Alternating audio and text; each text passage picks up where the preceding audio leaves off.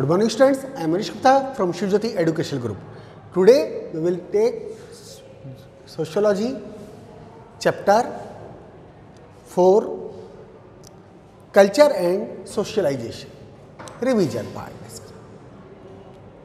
बेटा सबसे पहले आता है अपना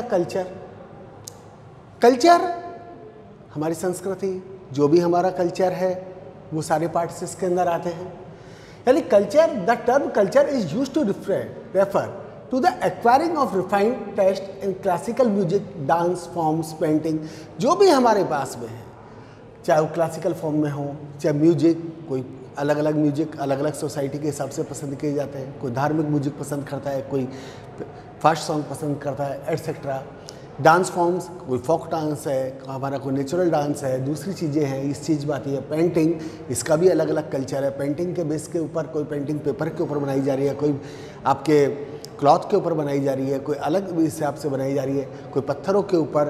तो बेसिस है कि यानी अलग अलग बेसिस के ऊपर कल्चर है जो अलग अलग टाइम के ऊपर डेवलप हुए।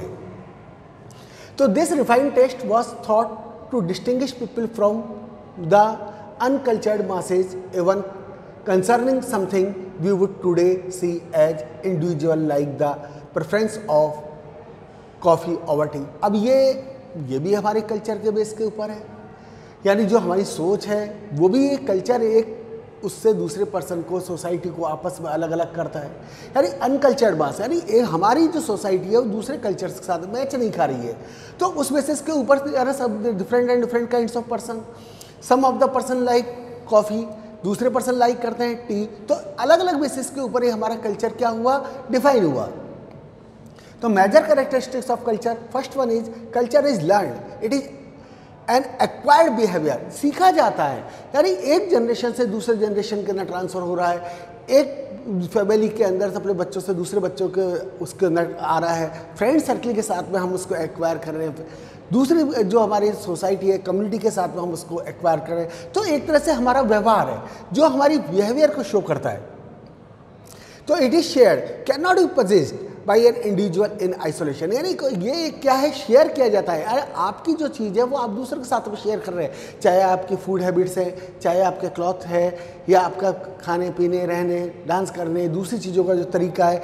तो कहने का मतलब क्या है कि किसी एक पर्सन के साथ में आइसोलेट होकर के कल्चर डेवलप नहीं होता, इसको शेयर किया जाता है एंड ट्रांसमिटेड अमंगेस्ट, यानी लोगों के बीच के अंदर इसको जाकर के ट्रांसमिट किया जाता है। तो कल्चर इज डायनेमिक, बिल्कुल। तो इट कॉन्स्टेंटली चेंज, लगातार टाइम के पीरियड के अकॉर्डिंग ये क्या होता रहता है, चेंज होता रहता है। It makes each society and group unique और डिस्टिंक्ट, यानी इसके बेस के ऊपर हर सोसाइटी का, बिकॉज हर सोसाइटी का अपना कल्चर है, हर सोसाइटी का अपना ट्रेडिशन है, तो उसके बेस के ऊपर हर एक सोसाइटी अपने तरीके से यूनिक है, दूसरों से अलग है।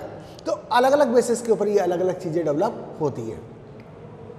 अब आता है हमारा मेजर कंपोनेंट ऑफ कल्चर। तो there are two types of culture, एक है अपना नॉन मटेरियल। अब नॉन मटेरियल के अंदर ये है अपना कॉग्निटिव एंड नॉर्मेटिव, और सेकंड वन आता है हमारा मटेरियल कल्चर। तो नॉन मटेरियल कल्चर के अंदर हम सबसे पहले लेते हैं, यानी it refers to the abstract और intangible elements of culture such as the way of thinking and patterns of behaviour.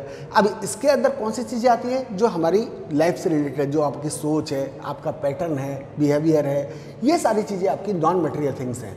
It includes the normative and cognitive dimension of culture. अब ये चीज़ भी हमारी है जो नॉर्मेटिव और कॉग्निटिव दोनों डायमेंशन से आपस के अंदर ये जुड़ी हुई है। अब नॉर्मेटिव क्या होता है कि this dimension includes social rules and social exceptions, that is the norms and values of society. यानी इसके अंदर क्या रहे, जो हमारी सोसाइटी के जो रूल्स हैं, रेगुलेशंस हैं, अब उसके अंदर जो हमारी नॉर्म्स हैं, वैल्यूज़ हैं सोसाइटी की, अब ये हर सोसाइटी की एक सोसाइटी से दूसरी सोसाइटी के अंदर अलग अलग होती है, सबके अपने अपने नॉर्म्स हैं। तो norms are socially approved guidelines which direct behaviour of members of a society और ए सोशल ग्रुप। अब ये नॉर्म्स है हर सोसाइटी के अलग अलग होते हैं।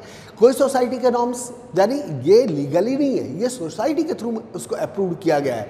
अब उस बेसिस के ऊपर जैसे किसी सोसाइटी के अंदर गर्ल्स को कह दिया भाई घर से बाहर नहीं निकलेंगे, दूसरी सोसाइटी के अंदर गर्ल्स को एडुकेटेड किया गया, तो एक सोसाइटी के रूल दूसरे सोसाइटी के बेस के ऊपर अलग अलग हो सकते हैं और इस सोसाइटी से इसका डायरेक्ट लिंक होता है।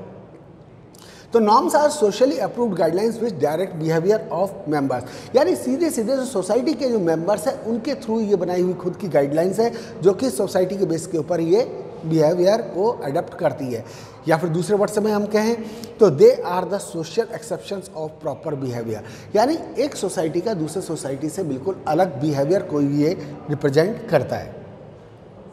Norms usually vary across societies and even within the same society across different social groups। अब जो नॉर्म्स है एक सोसाइटी से दूसरे सोसाइटी के बीच में अलग अलग भी हो सकते हैं और एक ही सोशल ग्रुप के भी अलग अलग नॉर्म्स हो सकते हैं। किसी फैमिली के अंदर भी सबके अपने अपने नॉर्म्स होते हैं। किसी फैमिली के अंदर शाम को खाना आपको टाइम से, ये सूरज उदय से, सूर्य अस्त से पहले खा लेना है या सनसेट से पहले खा लेना है, या फिर दूसरे शाम के समय हमें आरती करनी है। दूसरी सोसाइटी का नॉर्म्स हो भी सकता है और नहीं भी हो सकता। तो ये डिपेंड करता है कि सोसाइटी के जो नॉर्म्स हैं, जो वैल्यूज़ हैं, उनके ऊपर क्या है।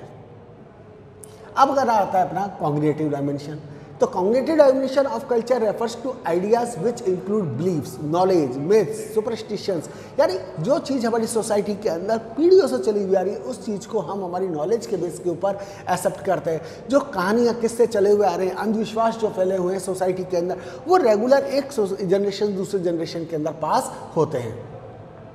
तो in literate society ideas are transcribed in books and documents. अब सोसाइटी के भी अब दो हैं पार्ट रख सकते हैं, एक है आपका लिटरेट, दूसरा इलिटरेट। तो लिटरेट सोसाइटी के अंदर जो आइडियाज़ हैं, नॉलेज है आपकी, वो बुक्स वगैरह के अंदर या डॉक्यूमेंट्स के अंदर लिखी जाती हैं। लेकिन जो नॉन लिटरेट सोसाइटीज़ है, ideas are in the form of legends and myths which are committed to memory and transmitted orally, यानी एक जनरेशन से दूसरे जनरेशन के बीच में orally उसको ट्रांसफ़र किया जाता है या मेमोरी के बेस के ऊपर एक जनरेशन से दूसरे जनरेशन के अंदर उन कहानी किस्सों को सुनाया जाता है। तो in the contemporary world ideas are also reflected in audio visual media. अब जो आज के प्रेजेंट के अंदर ये जो आइडियाज़ हैं ये सारे हमारे किसके अंदर, ऑडियो विजुअल फिल्म्स के, मीडिया है, एड्स है, इसके अंदर इसको एक जनरेशन से दूसरे जनरेशन के बीच में ट्रांसफ़र किया जाता है। अब आता है आपका कॉस्मोपॉलिटन आउटलुक ऑफ कल्चर। तो आप cosmopolitan outlook of culture means valuing other culture for their differences, यानी आप ऐसा नहीं कि आपका कल्चर को आप अपने आप को ज़्यादा सुपीरियर समझे, दूसरे को इंफीरियर समझे। जो दूसरा कल्चर है, दूसरे का भी कल्चर है, उसकी भी आपको वही रेस्पेक्ट देनी है जो कि आपके अपने कल्चर की रेस्पेक्ट है। तो cosmopolitan outlook does not seek to evaluate the values and beliefs of other people according to one's own. अब इसका मतलब ये नहीं कि आप दूसरे की वैल्यूज़ को वगैरह को सीखें या उसको अडॉप्ट ही करें, ये भी कोई ज़रूरी नहीं है। अगर आप नॉन वेजिटेरियन है, दूसरा पर्सन वेजिटेरियन है, ज़रूरी नहीं वेजिटेरियन पर्सन नॉन वेजिटेरियन को अडॉप्ट करे, या वेजिटेरियन है दूसरा वाला नॉन वेजिटेरियन के लिए वेज को ही अडॉप्ट करे, तो ये कोई ज़रूरी नहीं है। इसके अंदर आपको केवल दूसरे के जो कल्चर है उसकी रेस्पेक्ट देना है।